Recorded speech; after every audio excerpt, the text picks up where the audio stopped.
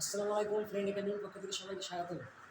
আজ আমরা অষ্টম শ্রেণীর দশম অধ্যায় নিয়ে আলোচনা করব বৃত্ত সম্পর্কে উপপাদ্য। তাহলে প্রথম উপপাদ্য দেখা যাক।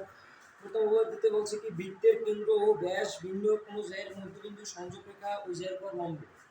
তোমরা তো জানো ব্যাস এবং ব্যাসার্ধ কি।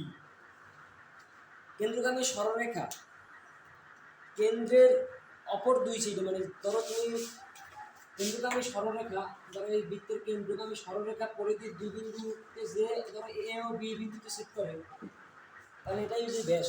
এবং কেন্দ্রগামী সরলরেখা ছাড়া দুই পরিধির উপর দুটি বিন্দুর সংযোগ রেখা হয়েছে যে জ্যা, এবং এটাও কিন্তু জ্যা, এটা হচ্ছে বৃহত্তম জ্যা বৃত্ত। এবং ধরো কেন্দ্রের দুইটি বিন্দুর সংযোগ রেখা, ধরো এটা এই বিন্দুটা বি, এটা সি, এটা একটা জ্যা। পরিধির উপর যে কোনো দুই বিন্দুর সংযোগ রেখা হচ্ছে গিয়ে ওই বৃত্তের একটি জ্যা। আর ব্যাসার্ধ তো কেন্দ্র থেকে পরিধির পর যে কোনো বিন্দু দূরত্বকেই বলা হয় ব্যাসার্ধ। এখন কইছি কি যে বৃত্তের কেন্দ্র ও ব্যাস ভিন্ন কোনো জায়ের মধ্যবিন্দু সংযোগ রেখা ওই জায়ের উপর লম্ব। তোমরা প্রথমে চিত্রটা প্রথমে আঁকবা। প্রথমে আঁকবা বিশেষ নির্বাচন, তারপর চিত্র আঁকবা, তারপর অঙ্কন, তারপর প্রমাণ। তাহলে প্রথমে চিত্রটা আঁকবা, এই চিত্র আঁকবা। আর এই চিত্রটা একেবারে ভালো পাওয়া লাগবে, ওই সম্পদের মধ্যে এমন কোনো কথা নেই, এটা একরকমের আঁকলেই হইবে, কিন্তু যাতে সামঞ্জস্য থাকে। তোমার টিচার তো মূল্যায়ন করবে, সেই অনুযায়ী তোমরা আঁকবে। এই কেন্দ্র ও ব্যাস বিন্দু যে কোনো জ্যা, ধরো এবি জ্যা, এবি এর মধ্যবিন্দু, ধরো এবি এর মধ্যবিন্দু এম, আর কেন্দ্র ও এম এর সংযোগ রেখা, মানে ও এর সংযোগ রেখা এবি এর উপর লম্ব। বাস, তোমরা প্রথমে এই চিত্রটা এইভাবে আঁকতে পাবা। চিত্র আরো বাকি আছে, সে অঙ্কনে যে সময় যাবো আনে সে সময় দেখাই দিব না তোমাকে।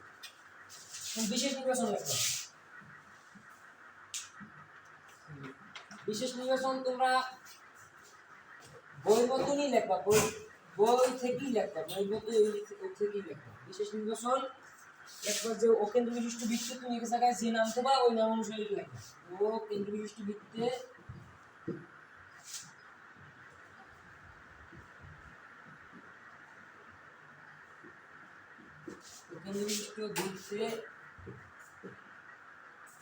এবি, এটা যদি তুমি সিডি দাও তাহলে সিডি লিখবা। এবি ব্যাস ভিন্ন বা পরীক্ষার সময় চিত্র দেওয়া থাকবে, তোমাদের চিত্র দিয়ে কবে চিত্রটা আঁকা থাকবে। এখন কবে কইবে যে ওএম দেখা হচ্ছে, ওএম লম্ব, ওই ওএম এবি এর লম্ব, বা এই জায়গায় অন্য নামে দেওয়া থাকতে পারে তোমাদের কোশ্চেন। এবি ব্যাস ভিন্ন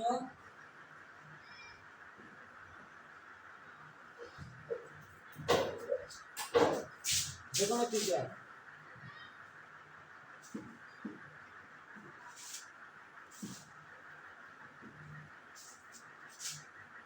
এম এম এবি এর মধ্যবিন্দু, এই শেষ বিশেষ নির্বাচন। তারপর প্রমাণ করতে হবে যে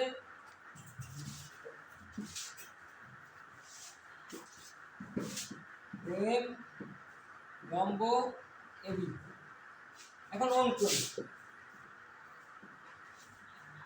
এই প্রমাণটাই তোমরা মনে রাখবা যে এই কোণ আর এই কোণ সমান দেখানো লাগবে প্রথমে। ফার্স্ট এই কোণ এবং এই কোণ প্রথমে সমান দেখানো লাগবে। তাহলে সমান দেখাইতে হলে আমাদের দুইটা ত্রিভুজ বানানো লাগবে। ওএ এবং ওবি যদি যোগ করি তাহলে দুইটা ত্রিভুজ হয়ে যায়। তাহলে আমরা ওএ এবং ওবি যোগ কত, অঙ্ক ওএ ওবি, এর মাঝখানে কিন্তু কমা দেওয়া লাগবে অবশ্যই। আর এটা যদি এবং দেবা না, উপরে টান দিয়ে নিচে সেমিকোলন যোগ করি, যে ওএ এবং ওবি যোগ করি, দেন তোমাদের এই কিন্তু 2 মার্ক শেষ। এক প্রমাণে 2 মার্ক এবং অঙ্কন বিশেষ নির্বাচন নিয়ে 2 মার্ক। গণিতে কিন্তু নাম্বার পাট করা। এখন এই ওএ এবং যোগ করে দেবা। এখন চিত্র দেখে লাগবে আমাদের এই কোণ এবং এই কোণ সমান দেখা লাগবে। আর দুইটা ত্রিভুজের যদি তিনটা জিনিস একই হয়, কোণ ছাড়া যদি তিনটা জিনিস একই হয় তাহলে কিন্তু ত্রিভুজ দুইটা সমসম। ধরো এইটা ত্রিভুজ আর এইটা ত্রিভুজ, এটা ধরো এ বি সি এবং এটা পি কিউ আর, কোণ হইতে হইবে না, তিনটা কোণ আর তিনটা দুইটা যদি তিনটে কোণ সমান হয় তাহলে যদি ত্রিভুজ দুইটি সমসম হবে তখন তো কোনো কথা নাই। ধরো তুমি এইটা সমবাহু ত্রিভুজ আঁকলা, এখানে প্রত্যেকটা কোণ 60°, আর এইটা বড় সমবাহু ত্রিভুজ আঁকলা, এখানে কিন্তু প্রত্যেকটা বাহু 60°, তাহলে কিন্তু ত্রিভুজ দুইটা সেম হইতেছে না। কিন্তু ত্রিভুজ দুইটা সদৃশ্য কোণে, কিন্তু ত্রিভুজ দুইটা কিন্তু সবসম হইতেছে না, এক হইতেছে না। আর যখন তিনটে কোণ দ্বারা ধরো দুইটা কোণ একটা বাহু এক ত্রিভুজের সাথে অন্য ত্রিভুজের দুইটা কোণ একটা বাহু মিলে যায়, তখন কিন্তু ত্রিভুজ দুইটা সর্বসম। বা তিনটে বাহু যদি মিলে যায় তাহলে ত্রিভুজ দুইটা সর্বসম। বা দুইটা বাহু একটা কোণ যদি মিলে যায় তাহলে কিন্তু ত্রিভুজ দুইটা সর্বসম। সদৃশ্য কোণ হইতে গেলে তাহলে এই তিনটি কোণ যে মিললেই সদৃশ্য, কিন্তু তিনটি কোণ নিয়ে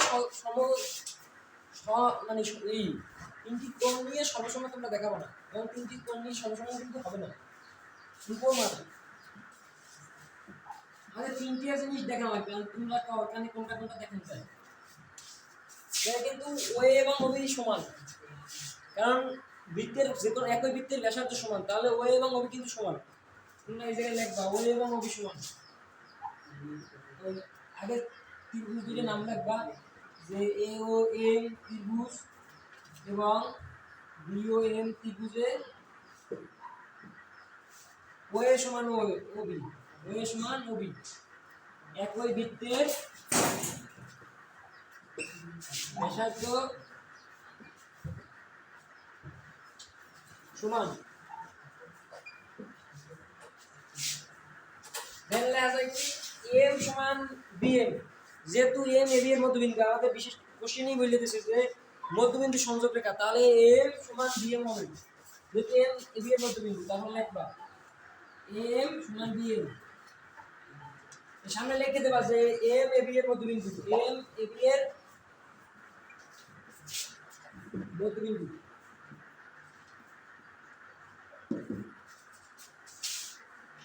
তারপর লিখবা ওএম সমান ওএম, দুইটা বাহু, এটা কিন্তু সাধারণ বাহু। এই ওএম এই ত্রিভুজে রয়েছে এবং এই ত্রিভুজে রয়েছে, সেহেতু এটা কিন্তু সাধারণ বাহু, তাহলে ওএম সমান ওএম সাধারণ বাহু। ওএম সমান ওএম সাধারণ বাহু।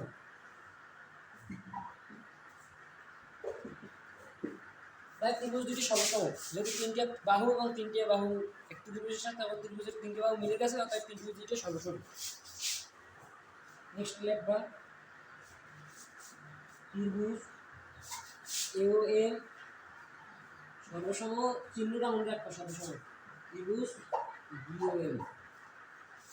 নিচ থেকে মুছে দেওয়া লাগবে।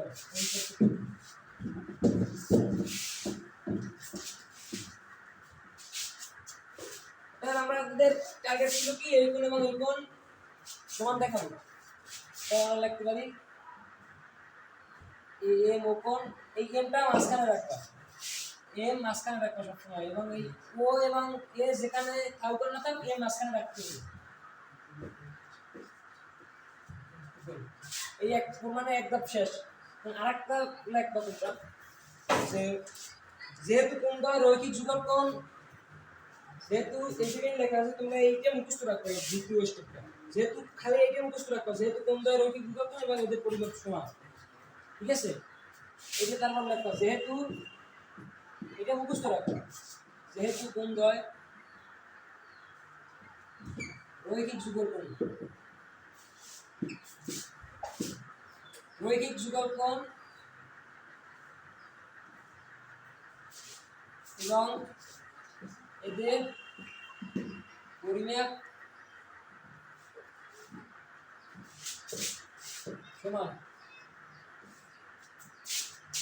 অতএব এ এম ও কোণ সমান বি এম ও কোণ সমান 90° বা এক সমকোণ, লিখবে এক সমকোণ।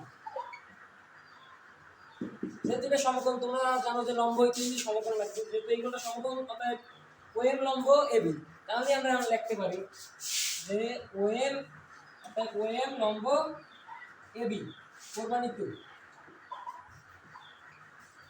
এই উপপাদ্য থেকে আরেকটা কিন্তু উপপাদ্য নিচে অনুসিদ্ধান্ত একই, নিচের অনুসিদ্ধান্ত এক ঠিক এই উপপাদ্যের বিপরীত, সেটা আমি এই নেক্সট পরবর্তী ক্লাসে তোমাদের দেখাই দিতেছি।